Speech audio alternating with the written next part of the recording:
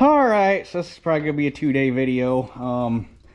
Today I'm trying to get beans figured out and loaded into the wagon so that's ready to go, because hopefully Saturday, I think, rather than trying to chisel plow, those 2 fields that I plowed first that are sand, should be able to get those planted. That's what I'm hoping. My goal is to plant beans Saturday. That way I can get something.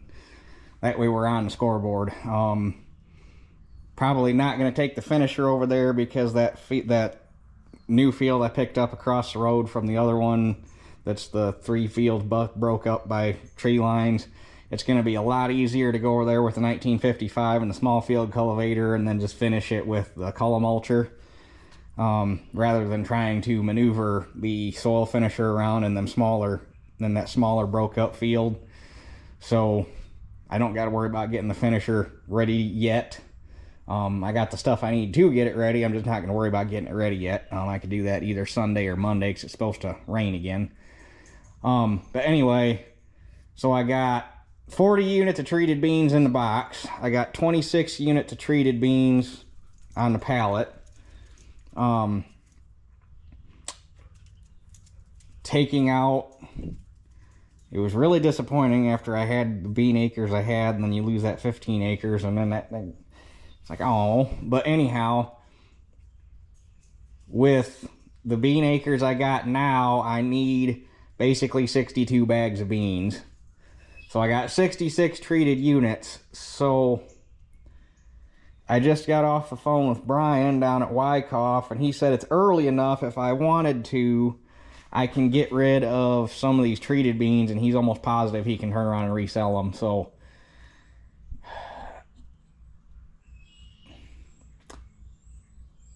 I think, because basically I need 61 and some change for beans.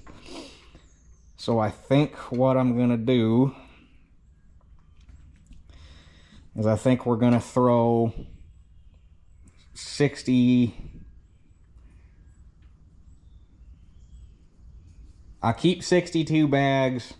I'll have him take 4 back, and then I'll hang on to these 17 untreated just in case my rate goes a little over, because I'm going to try to lean a little heavy on the rate just to try to get rid of these treated beans. Since I got them, might as well use them. And then if I get rid of 4 bags and then keep those until we're done, I think everything will work out. So I think that's what we're going to do. I think that's what we're going to do. So I guess I need to get dug out so I can get the forklift in here.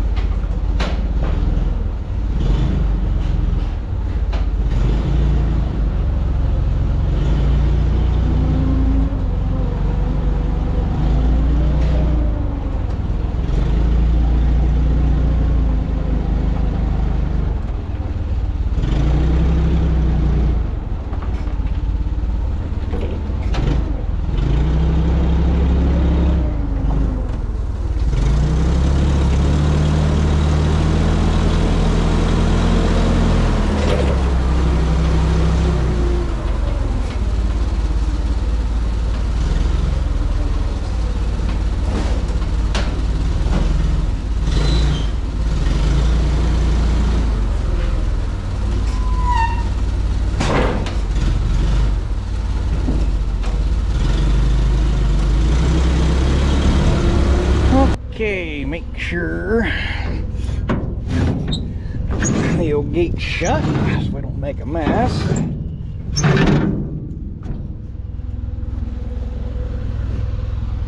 And get the seal broke while it's on the ground. Oh, they use big zip ties. There we go. There you go, so you don't need wire cutters. You just push on it hard enough it breaks the tie. That even works on the fancy heavy-duty gate seals that I know we used them at DeKalb. I don't know if any of the other bigger companies use them or not, but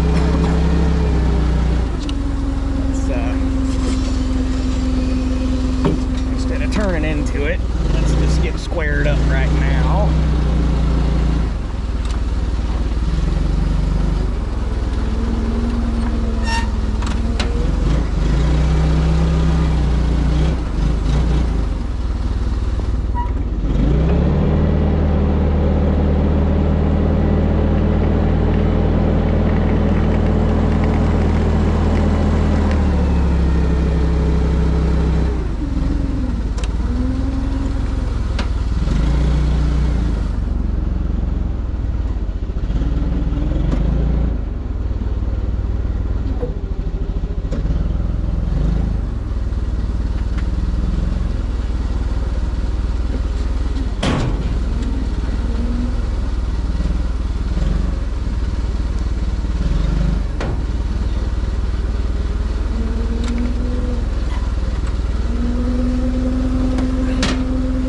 Literally moved thousands upon thousands of these boxes when I worked at Bayer. I still don't like picking them up this high. The forklift gets all rolly and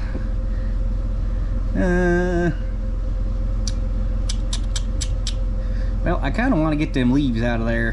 Hold please. Okay, leaves are gone. Try this again.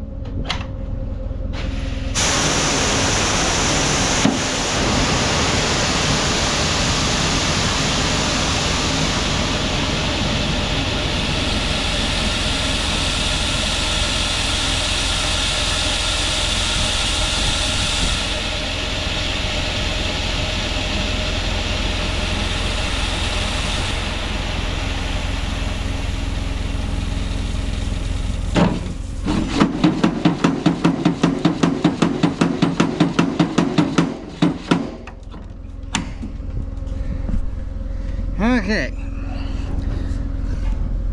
there's 40.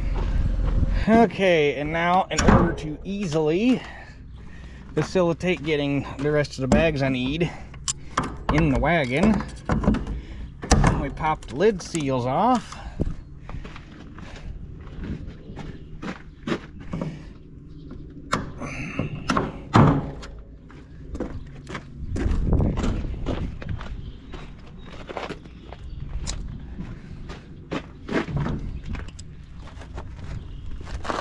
And then we pop the lid off.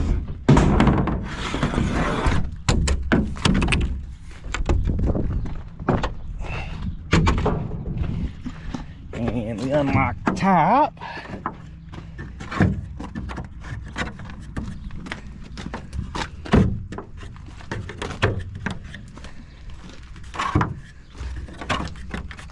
And just to be nice so that they don't have to do it, we'll pull the placards out.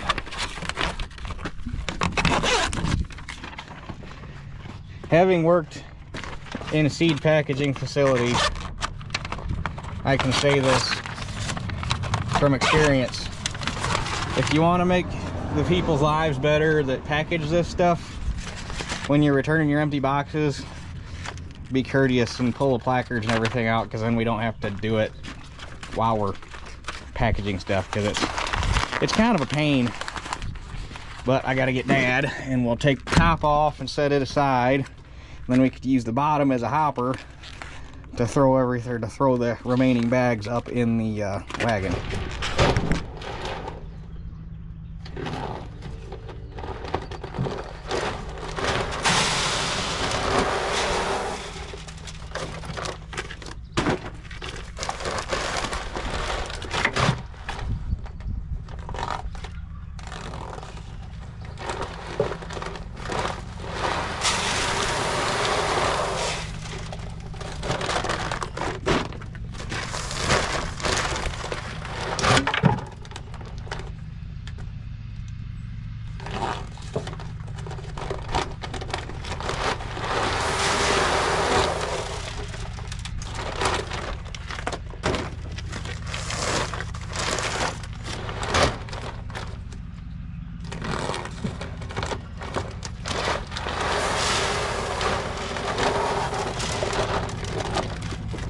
is right here.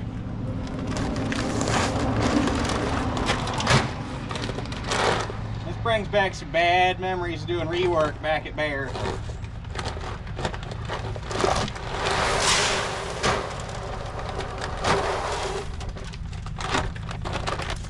Anytime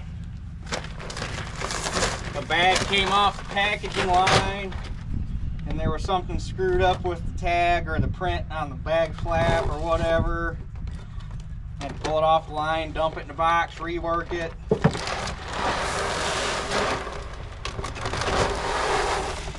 Doing returns.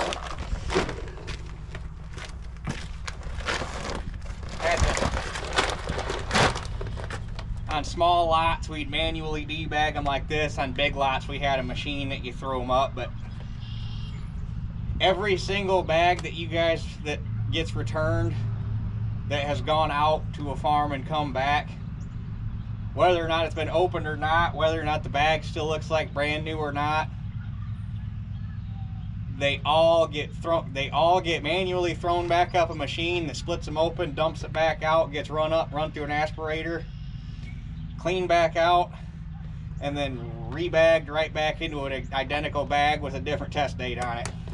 So every single bag that gets returned gets handled again by a person. At least at Bayer.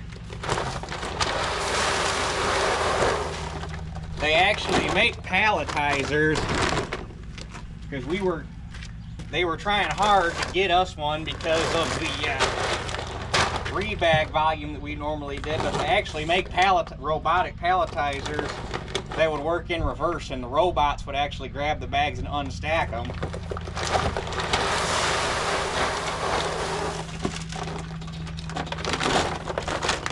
So they were going to get us a robotic palletizer that would both bag and debag, and when it was debagging, it would throw it on a line that would run it up the debag or the bag splitter. But it never happened while I was there.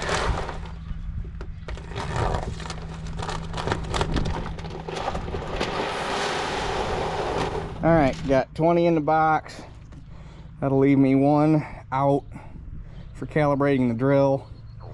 And I'll return 5. And that'll leave a square. And then if I end up needing extra, I can use those 17 untreated bags. And then those can be returned at end of season. So this can go in the wagon.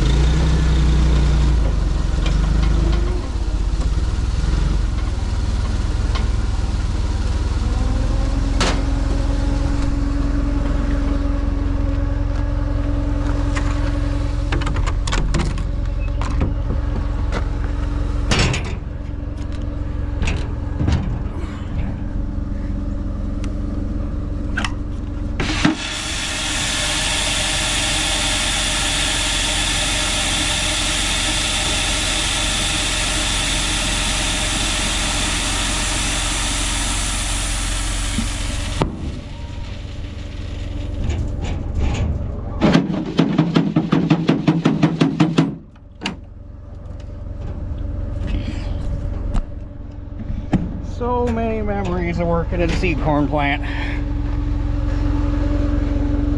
There are parts of it I miss, and there are parts of it where it's like, yeah, I don't need to go back, like working third shift. Yeah, nah, I don't need to go back to none of that. Okay, and then to break one of these boxes down, all you do is you take the top and you flip it over upside down, and it'll slide down over the bottom of the box. And then lid sits back on top, and that breaks them down so you can fit more of them in a smaller space when they're empty. I've done that more times than I'd like to count. Okay, beans are loaded. I wish there was more in there, but when you don't have the ground for them, there ain't no sense in loading them. Just got off the phone with Brian down at Wyckoff again. He's gonna come get those 5 bags tomorrow and take them back for return. And then, like I say, if I need more seed, I'll burn up some of those untreated bags, and hopefully, maybe with any luck, I might come across another small patch of ground, and maybe I won't have to return all them untreated bags. Maybe we could burn some more of them up. That'd be the ideal thing, but no guarantees. I try to go after the weed patches and stuff that nobody's farming, because I'm not trying to step on anybody's toes and make enemies and anything like that, and I'm running out of weed patches to go after because I've gone after all the ones I know about, so we shall see. But anyway, tomorrow afternoon we'll get the drill calibrated. I wanted to have all this done yet tonight, but I had a slight boo-boo getting the drill out of the barn at my house, and I hooked the jack on the center door catch there and bent the living piss out of that jack, so I had to spend like 45 minutes straightening it out when I got over here. I didn't do too bad, honestly. I mean, because these jacks aren't symmetrical. This this side comes down to here and then flares out, and on this one, because of this guy, it comes down, it kind of flares out and then comes down. So it took a minute, but I got her straightened out and working again. I need to get concrete poured so I don't got to worry about catching that damn thing anymore. That'd be ideal. But anyway, so I'm going to leave that for tomorrow, which is probably not a bad thing, because if I didn't have that to do tomorrow, I would probably go try to chisel plow, and I don't think it's going to be dry enough to chisel plow tomorrow, so this will keep me from doing something stupid. I'll be doing something productive, not doing something stupid. So I'm going to get everything put away for the night, and we will catch you guys tomorrow. All right, we're back. Gonna get the drill calibrated today. It's a really nice day. It did a lot of drying down, so should have no trouble, except for the fact that they pushed the rain up to tomorrow evening. Well, at first it wasn't supposed to rain at all tomorrow, then they pushed it to tomorrow evening, so there's no reason why it couldn't turn into earlier in the day tomorrow. So, but fingers crossed, we'll get to plant some beans tomorrow.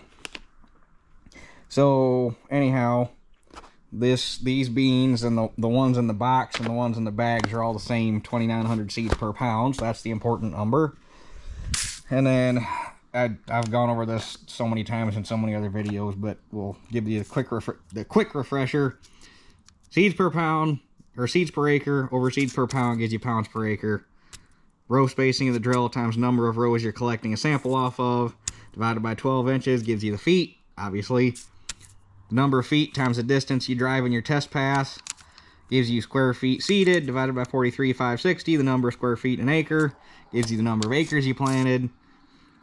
Then that's the only thing you need to do with that, or to get that number. And then the number of grams of seed you collected over 454. The number of grams in a pound gives you pounds, divided by the number you got for acres gives you pounds per acre that you're seeding in your test run.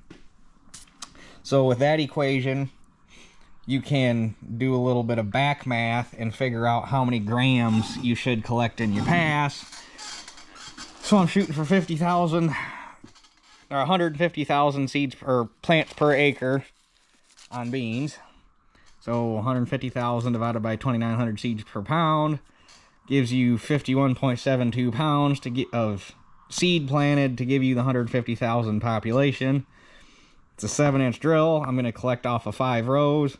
So 7 times 5 is 35 inches of between your 5 discs, or between your 5 drill runs, divided by 12 means you're planting 2.916 feet wide. I flagged out a little run out there that's 57.5 feet long.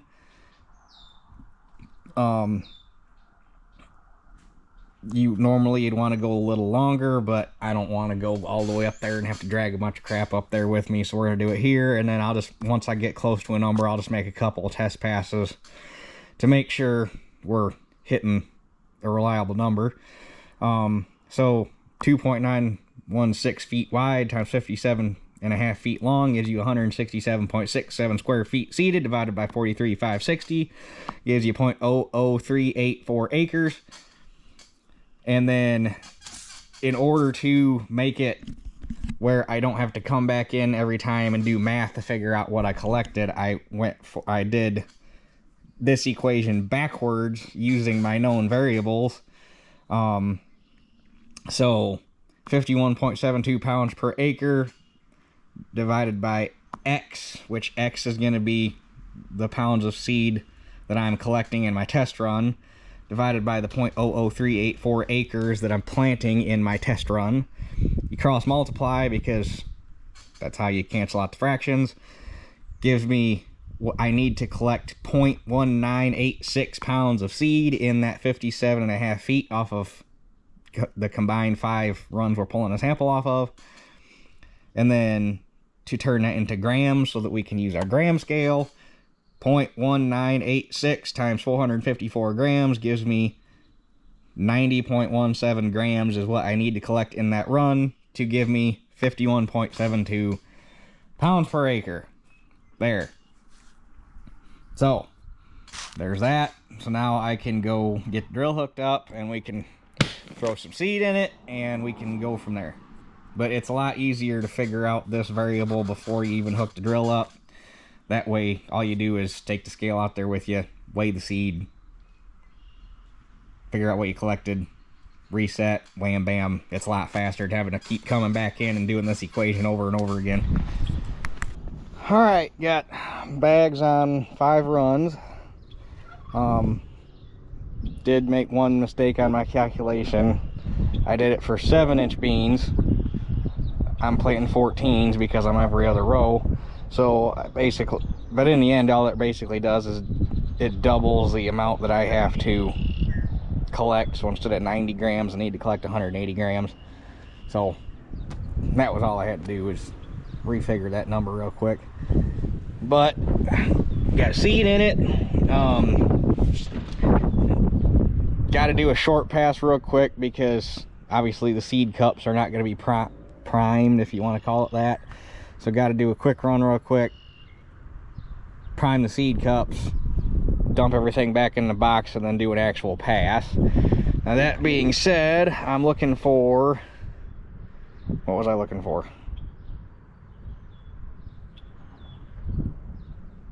Oh, hold on a second. All right, so basically, since I'm looking for 57 pounds an acre, seed rate chart gives you a rate figuring on 7-inch. Since I'm planning on 14-inch, you got to double the rate. So we come down here to soybeans, and we're basically looking for somewhere in this neighborhood here. So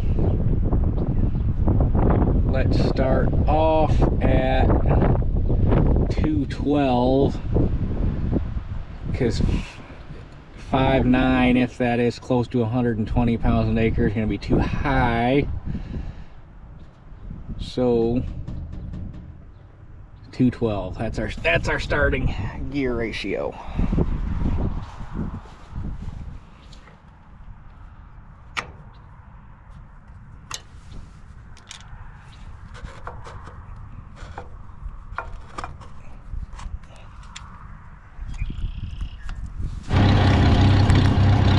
Okay, I made a little pass to get the cups full, so we're good to go. So I just got to go from flag to flag and collect what we end up with.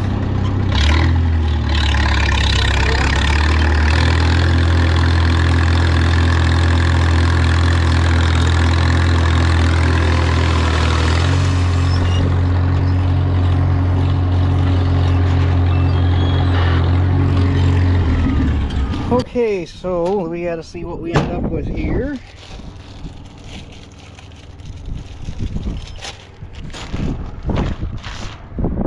nothing goes flying across the yard.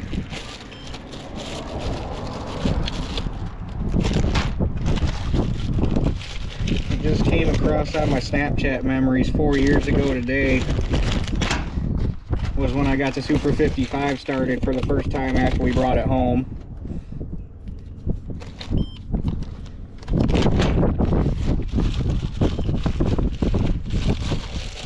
I wish I had video of that. Okay, so hopefully this tray is enough to hold all this. Otherwise I'm gonna have to get something bigger.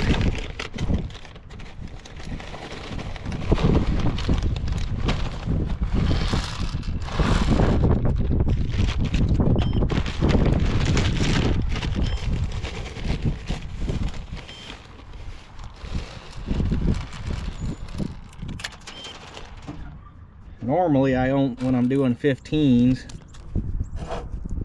I only collect 4 rows, but I figured it'd be a little more accurate if I did 5. Normally 4 rows just fills this tray up, so 5 might be pushing it.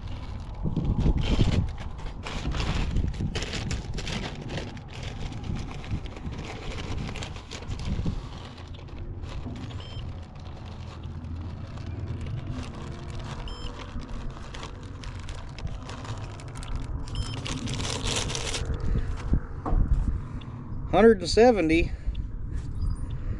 not too shabby.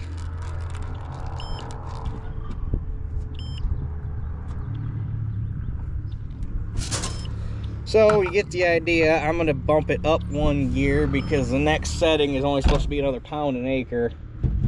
So we'll see where that gets us. But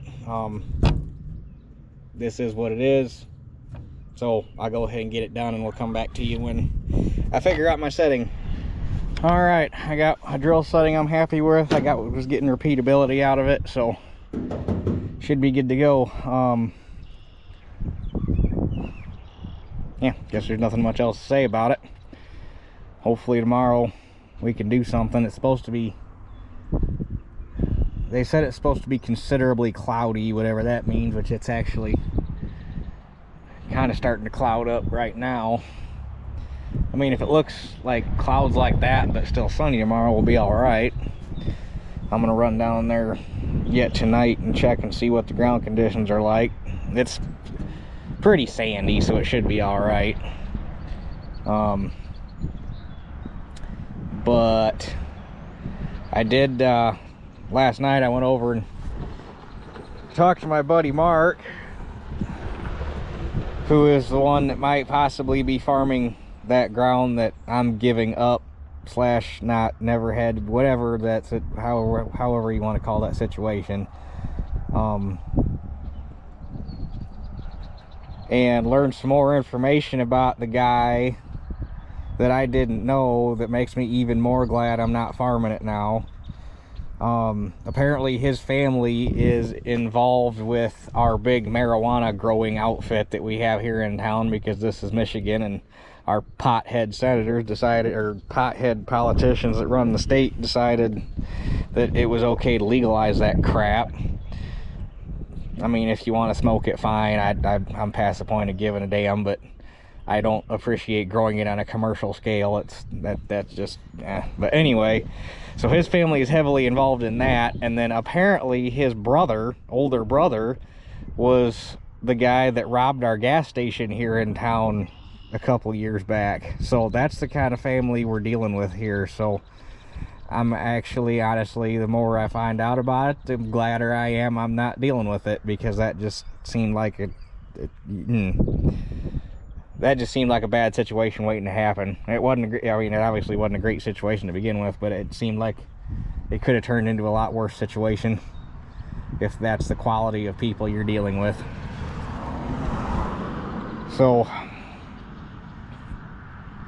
I guess it'd be nice if I can come up with another 6, 7, 8, 10 acres to make up for it, but I don't have very high hopes as of right now, but you never know what'll happen. So, but anyway, that takes care of this project. We're set to go start planting beans. Hopefully we can get on that tomorrow. So everybody cross your fingers. That's it for this one. We'll catch you all on the next one.